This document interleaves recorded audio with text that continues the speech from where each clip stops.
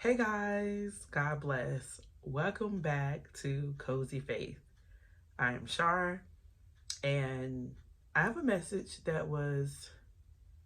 I think it took me by surprise because when you're reading the Old Testament, there's not a lot that you can feel like you relate to per se, but this was proof that how God put the Bible together is definitely was for a bigger and greater purpose than that moment then. Like what was written then is continuing to teach, to reprove, to correct us now. And to provide wisdom, of course. And that's what I want to talk about today because these verses stood out to me. And I'm just gonna read them very quickly so I won't, take up too much time chatting. I do apologize. My voice still is kind of weird because I went a couple days without a voice. So I'm recovering. Not sure what happened. I just thank God for this moment. But anyway, coming to you from Exodus in the daily reading I was going through, these verses stood out to me and a little more, which I can't find the one in particular that I'm thinking about, but maybe I'll find it as I'm sitting here. Exodus chapter 28. Verse 6. Make the ephod of gold and of blue, purple, and scarlet yarn, and of finely twisted linen, the work of skilled hands. Jot down to verse 15. Fashion a breastpiece for making decisions, the work of skilled hands. And like I said, I wish. Okay, boom, right here. Thank you, Jesus. All right, Exodus 28, verse 3. Tell all the skilled workers to whom I have given wisdom in such matters that they are to make garments for Aaron for his consecration, so he may serve me as priest. So, I definitely want y'all to focus on where God says, of whom I have given the skill. Sis, ma'am, love, friend, supporter, whatever you want to be called, God has given you a skill. I may not know what your skill is. I may not know all my skills, but I've testified here on this channel that the Lord made clear something in me for YouTube. I told y'all, and just in case you're new, because I understand new people get added almost every day, I used to not talk too much. I used to just have a very small group of friends, and I talked to them. I joked, I laughed. I didn't hardly talk on the phone. I didn't do a bunch of texting. I just was not I was an introvert. Like, I was very closed in. Like, I enjoy home life and not talking. Then God put me in customer service jobs where I had no choice but to open up. And my very first job, I was working for a recreation department in a county near me where I have to deal with kids and people. We put on events and we host. Talk about being put in front of people, right? Then I started working at Domino's where I was a delivery driver. Once again, my introverted self was put in places that I was unfamiliar with unfamiliar people. And the one thing that people kept coming back and saying is, your driver was so nice and I loved her smile. Or sometimes they would tell me that. And a little can go a long way, y'all. Fast forward some more where I'm like, okay, God, I'm ready to go make some big bucks. I'm ready to be a big girl, and I'm ready for a regular 9 to 5. And then I got into customer service. I used to work for a cable phone and internet company called Comcast, and I was customer care service on the phone. And I just kept thinking, treat people how you would want to be greeted. So I smiled as I was talking, and people could tell. I was like, you're such a nice person. So I'm learning how to talk. I'm learning how to carry conversations. I'm learning how to be pleasant. I'm learning sympathy and empathy the average way or the worldly way, which I don't want to say worldly because those things aren't bad, but on a broad scale, I'm learning how to be those things. And then fast forward to currently where God has put me on YouTube. I got pregnant, couldn't work anymore. I've been in customer service from 2013 to 2013 to 2018. That's how long I've been in customer service. So quite a bit much. And there were so many jobs in between. I worked at factories. I worked at other customers. I wrote for AAA, which I definitely learned a whole lot about myself in the world. Because when someone's in a panic situation or when someone's frantic, you definitely learn how to put yourself in that position, right? And you learn how to be human and how to empathize and say, you know what, we got you. And I'm going to do all I can to help you. And I kind of brought that into the YouTube world where, hey, I don't know much, but I'm here. I'm here for you. I love God and I want to love you and I want you to be a part of my life. And I want God to help me help y'all. And I say that all the time. And when you look back and you see how God was molding and shaping you and pulling something out of you that was already there. Because mind you, hopefully we are aware that when we get in situations that seem to bring out the bitterness or the anger, these things are already in us. We're born in sin and shape iniquity. But in the same breath, we were niched and molded together in our mother's womb. Like he already knew us then. So everything that's in us that was good and everything that's in us that is bad was already here. And he knew that. We're learning ourselves through our Creator. Talk to him and have a relationship with him so that he can tell you the mysteries of you, which aren't really mysteries. You just have to, humble yourself and you have to be willing to do the work. Like, Lord, show me me. And you have to be willing to accept what he showed you. And one of the things that I didn't want to accept or didn't want to have was the fact that I can talk. I may not like talking a lot, but I can. And God has given me the skill to do what I'm doing now. These are things that God put in me. Like, I just was in the right place at the right time and being obedient as I go along, because someone may say, well, this was a complete waste of my time. No, it was not. I went to college for 4 years. It was not a waste of my time, because even then I picked up skills to help me now, like working computers, writing.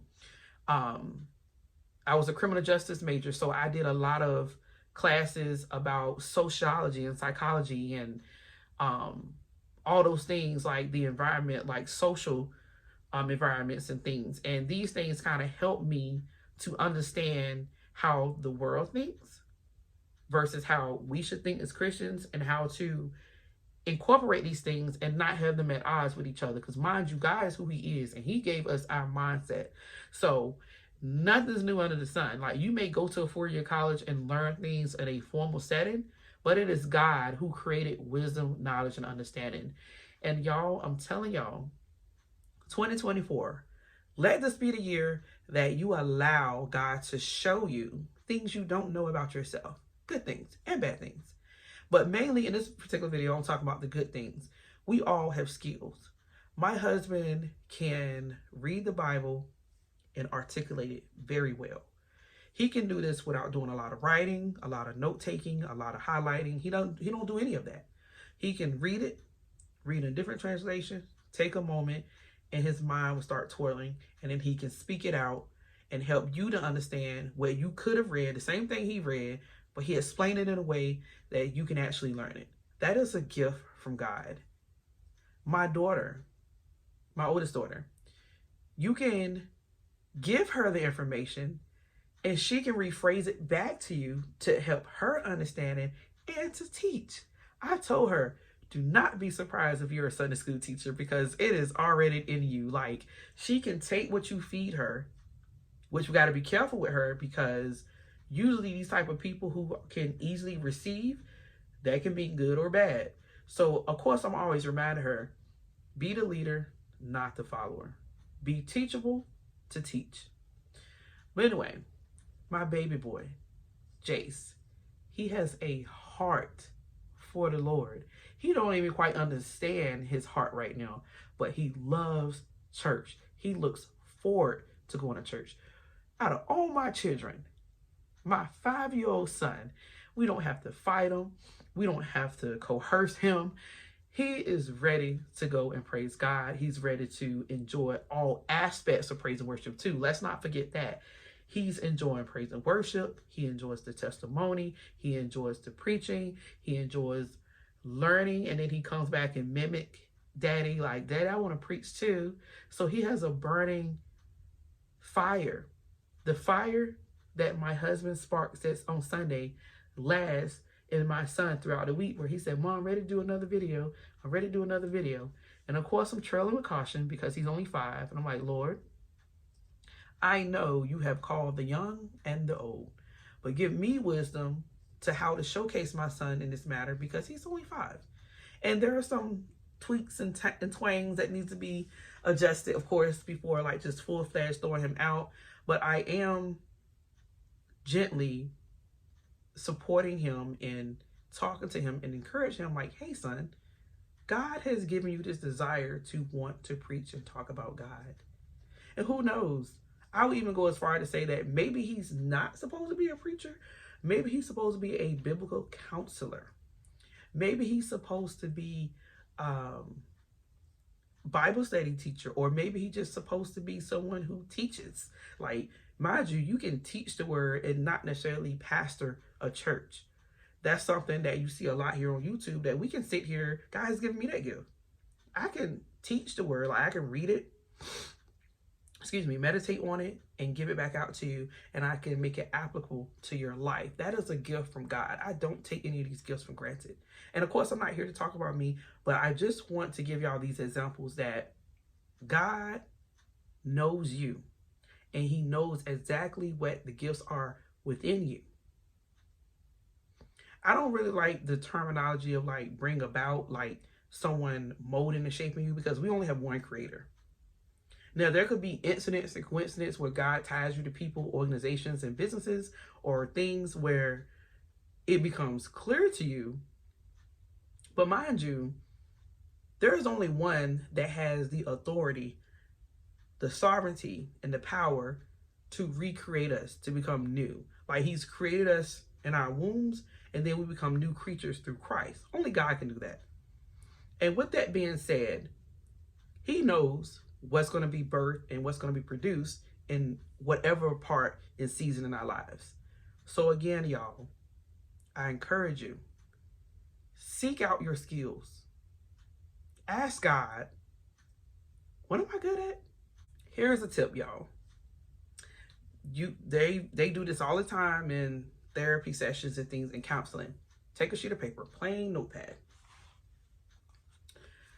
In plain English, write at least 5 things that you're good at. Here's another tip.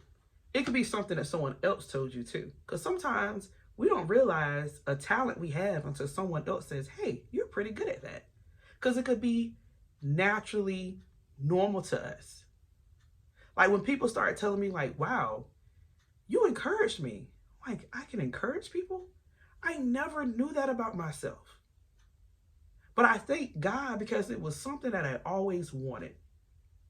And although I don't feel like, of course, because I could be wrong, that I was encouraged to the extent that I needed it, I am now able to empathize and sympathize with people who do not get encouragement, who do need it. And I can be the person to say, I'm here. I sincerely, wholeheartedly want to encourage people. And I thank God for this platform. But anyway, do what I say. Please get a sheet of paper, at least 5 things that you're good at. It could be things that you noticed.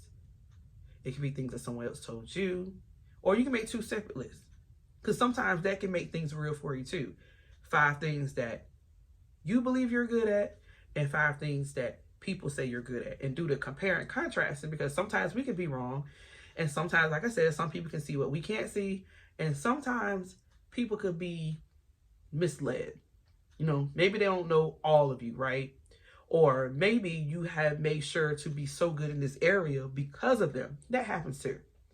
Like, because I'm married, I didn't want my husband to have the impression that I don't know how to be a wife. So I try to put my best foot forward. But that quickly became a stumbling block because I wasn't real with myself. Like, hey, this is my first time doing this. I'm not going to know how to do it perfectly. It's called humbling yourself and seeking the Lord, like, Lord, help me to see what I can and cannot do. But anyway, I don't want to keep you too long, but please, I encourage you to pray about it. I'm praying with you. Feel free to email me. We can pray about it if you don't want to put it in the comment section. But I encourage you to seek the Lord on your gifts, your talents, and your skills. Because as we saw in Exodus, God made it plain that that's what he gave us. He gave us different skills for his glory. And we just got to figure out how to go about doing that for the kingdom and glory of God.